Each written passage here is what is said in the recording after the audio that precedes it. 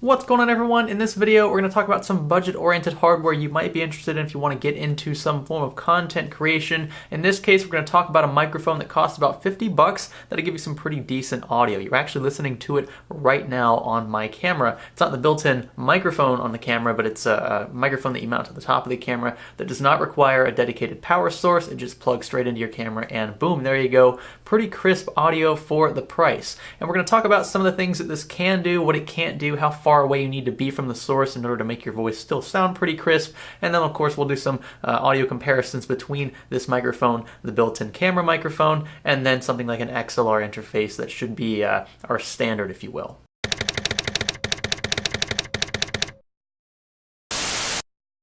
So the microphone in question has been pretty popular lately on YouTube. People are searching for it left and right because they want to know what they're getting, right, for that $50 investment when they buy a product from a company called Rode, which is very reputable in the audio space. Most people know Rode for their $200-300 shotgun mics that have dedicated power supplies.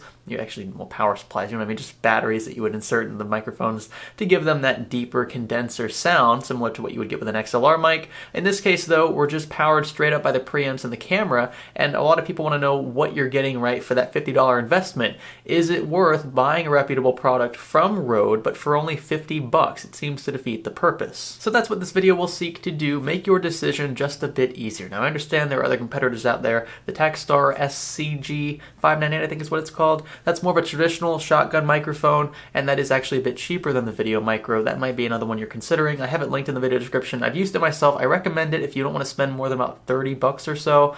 But if you can shell out 50 to 60, getting a Rode Micro is going to be a really safe bet, and you're not going to be disappointed with the sound quality. I mean, come on, you're listening to it right now. It almost sounds as though you're hearing this through an XLR interface. The lows are a bit absent. We'll talk about that when we actually do the legit sound tests.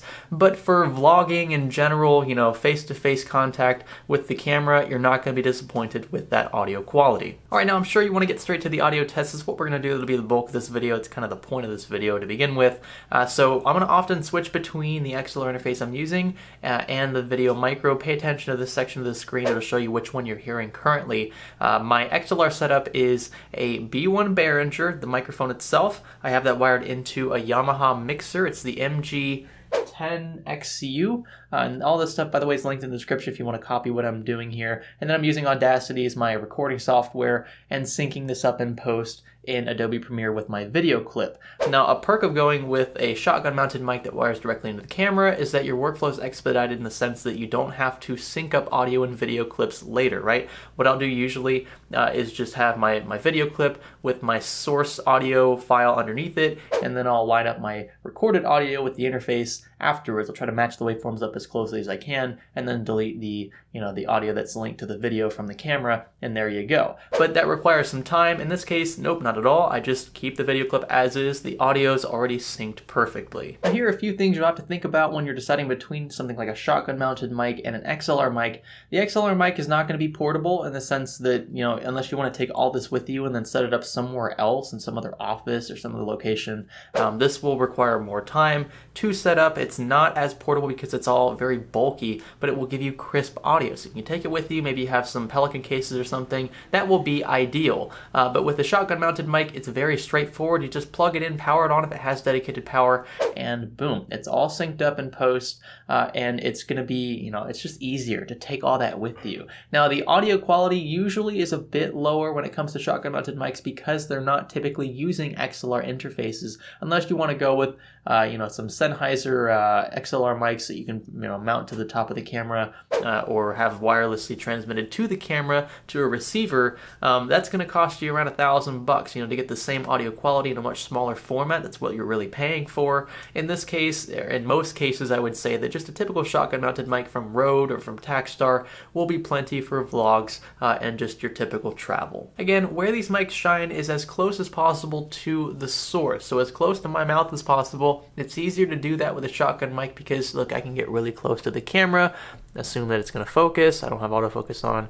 There we go. I look a bit weird. I have a wide angle lens here, so I can sit closer to the camera and not compromise on my audio quality very much, but it does warp the image just a little bit. And this is when you're going to have the best audio from the Video Micro. If I moved about 3 feet away, it's going to diminish a bit, and you'll start to hear that reverb and echo from elsewhere. Now with an XLR mic, things are going to be a bit different depending on how you have it set up. If you're using a mixer, if you're just using a regular 48 volt phantom power source, one of those little boxes, right, that let you wire it in, that's how you get your power. And then from that box to a PC, which is what I have done in the film room, you could just do something like that and edit it completely in post. But you're probably going to have to tune up the audio, right, amplify the waveform in a software like Audacity. And on top of that, you're probably going to have to cut out some background noise if you don't have something like a low pass filter built into the mic or into your mixer. So a lot of editing in post with the XLR mic, but again, you do get that crisper sound. With the shotgun mic, I usually don't touch it at all. These are both, by the way, completely unedited apart from matching the volumes of each. This is what each sounds like at stock volume. So both are pretty quiet, but the Video Micro is a bit louder right now because what I have done is I've basically boosted the volume in the camera, and the preamps and the G85 aren't too bad, so you're not hearing too much static either. So what you're hearing now is the stock G85 microphone array. These are actually stereo speakers, so you might be hearing, I might be slightly louder on this side now, or slightly louder on this side. It really depends on the orientation as well. But they're not too bad for what they are. Again, more ideal for POV stuff because of the positioning of the mics, but you could probably get away with something like this at least temporarily. I still do think the Video Micro for $50 is a heck of a value. It'll drastically improve your audio. A couple cool extras, by the way, that Rode includes with the Video Micro. You do get a dead cat, which is useful for outdoor situations when it's pretty windy. It'll block a lot of that wind from peaking those waveforms, and that's something that it's really difficult and frustrating to deal with in post, right? Because you have to basically drop the entire waveform, and then even then it's still peaking, right? It's flatlining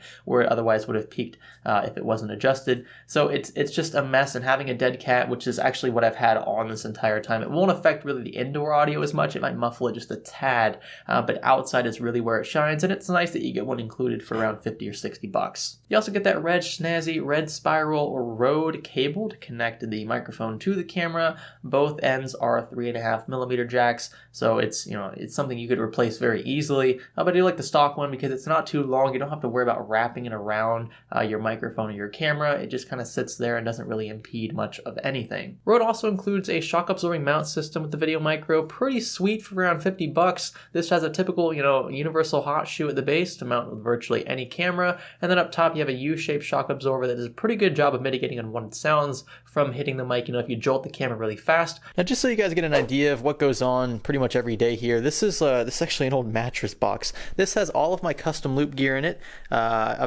fittings, radiators, CPU blocks, graphics card blocks, reservoirs, all that's in this box. I actually have more of it in the other room.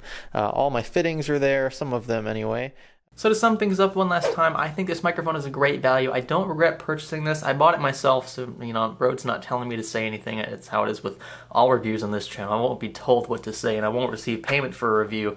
And actually, I think going out and buying it myself will leave me even more objective. Not because I feel like I gotta justify what I spent, but because if I don't like it, I'll just return it. And there you go. There's my review in a nutshell. I don't want to return this because I'm very satisfied with the purchase. $50 to $60 for this thing. You can find it linked in the video description. It's going to give you quality audio, especially up close, and even from far away. I mean, it's not too bad. You can see it start to diminish quality-wise. You hear the echo starting to take over, but it's still a much better choice than choosing the stock built-in microphones on most cameras, and that's really what I want to point out in this video. It's great for portability. You can take it really anywhere you want because it's super small, it packs down, and hey, it's from a reputable company like Rode. If you like this video, be sure to let me know if you give someone a thumbs up. I appreciate a thumbs down for the opposite, or if you hate everything about life. Now, you can click the subscribe button if you haven't already. I'd appreciate that, and the bell notification icon if you want to be notified when videos like these go live, so you can watch it as soon as possible. I might even respond to you because I stick around for an hour after the video publishes. This is Science Studio. Thanks for listening with us.